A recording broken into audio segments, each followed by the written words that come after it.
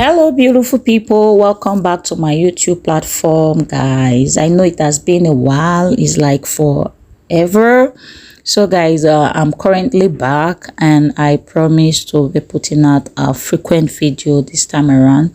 So guys, today if this actually is your first time on this channel, please join the family, subscribe, like and share this video. So guys, like I always rant on my videos, if you know this particular video is not for you and you know someone who is interested in studying in the US, who is interested in scholarship, study abroad for free, please share this video with them.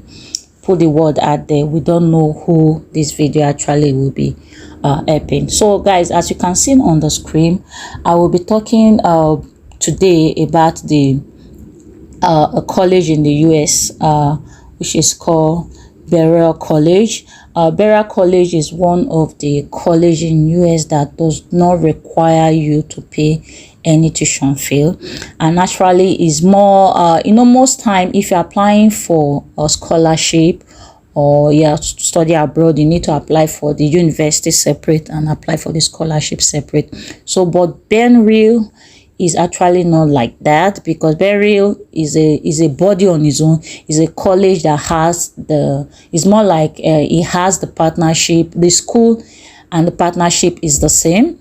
It's not a separate body. The sponsorship and the school is the same. So is a school you apply for that you have just one application, not like other university that you apply separately for the admission first, then later you apply for the scholarship. So but the clause there is that Berea College actually take one student per year from each country. Yes, you heard me right, one student per year. But if the population is much, I'm going to be using Nigeria as a base. So like Nigeria, they take 2 students per year, and trust me guys, there are a lot of African students in Berea College. So guys, this is an opportunity. You just need to work hard. You just need to try to prove yourself. Just try to convince the admission board that you are a qualified candidate, or you are not really better than the best. Just try to put yourself out there.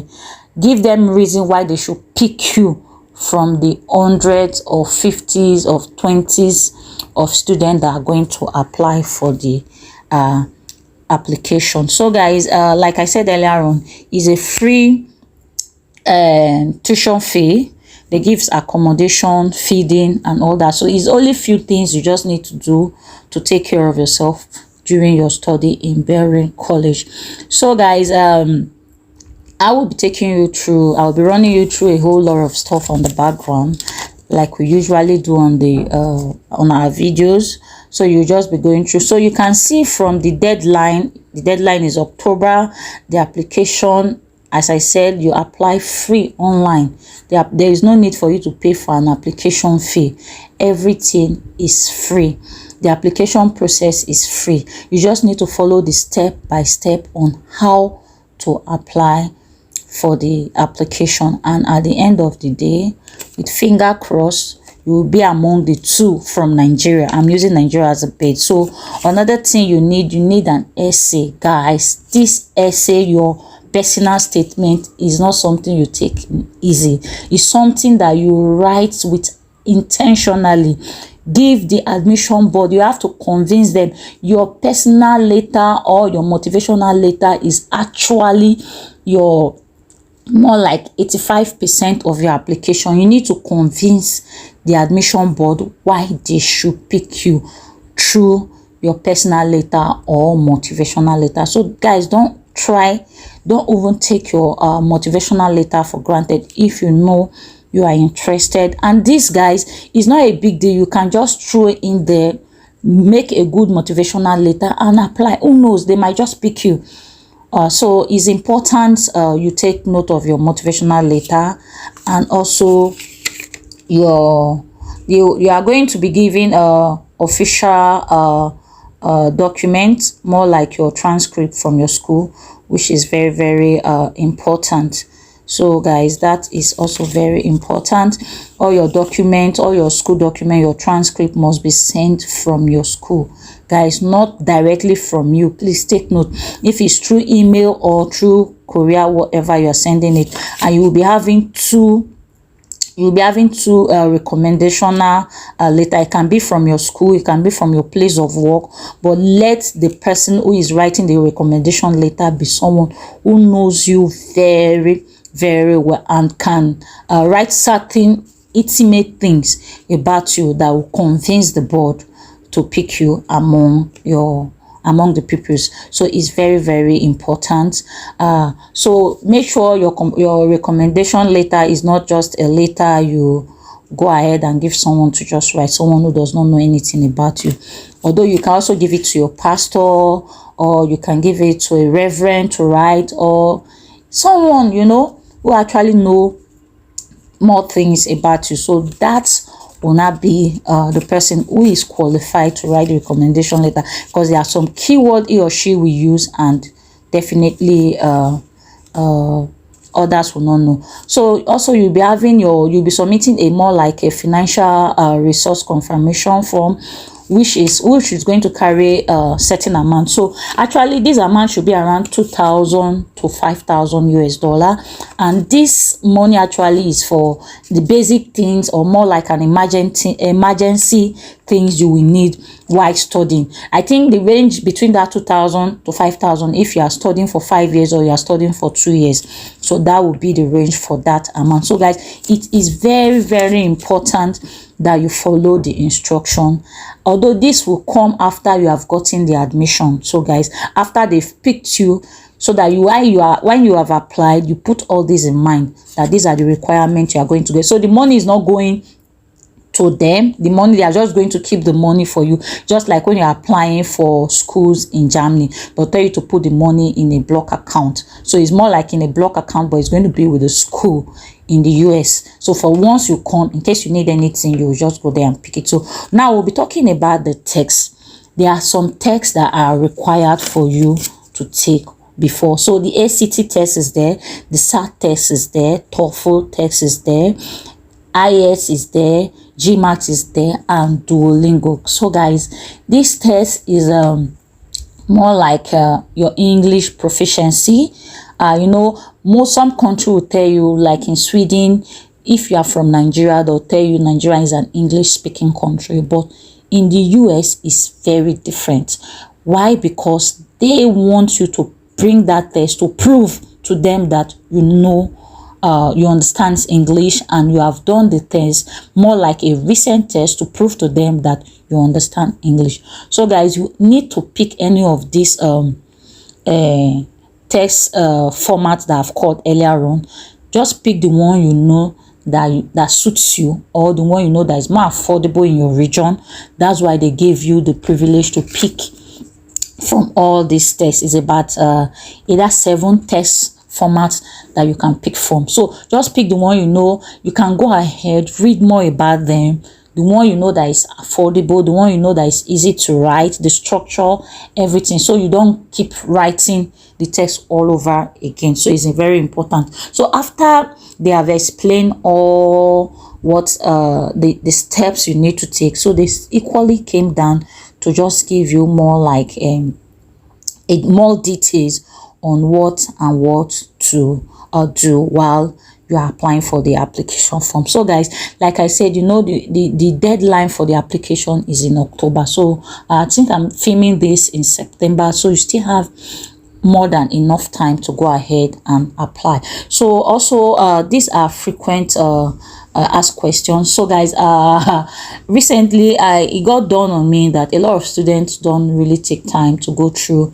frequent asked question, because if you go through thoroughly, if you go through the frequent asked question thoroughly, you able to get some information beforehand, even before you apply to any school. I will advise you to go to their frequent asked question section, so that you understand what actually they want for you, the priority of things, on step by step on how to do certain things. So don't just look at it and say, a frequent asked question, what's my business? No, it's important to go through all these frequent asked questions.